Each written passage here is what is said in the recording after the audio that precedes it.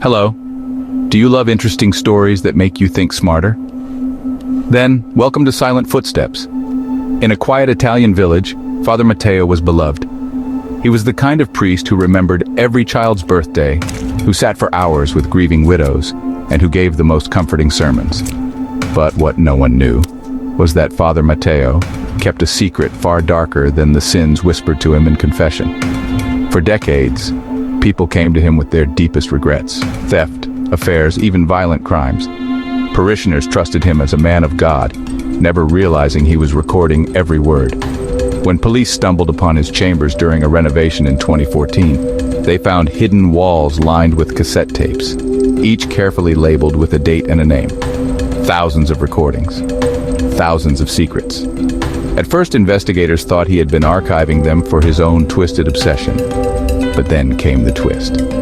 In several unsolved murders around the village, details emerged that no one outside the killer could have known. The only other person who might have known was Father Matteo. On one tape, a man confessed to stabbing his neighbor after a heated dispute. Weeks later, that same man was found dead, staged as a suicide. On another tape, a woman whispered about poisoning her abusive husband.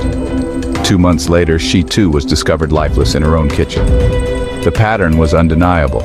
Those who confessed darkest crimes to Father Matteo ended up dead soon after. But the priest never appeared in any police file, never faced suspicion. Why? Because the deaths always looked accidental, self-inflicted, or tragically coincidental.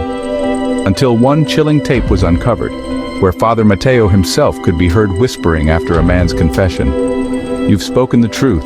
Now I will send you to God for judgment." By the time police pieced this together, Father Matteo had vanished.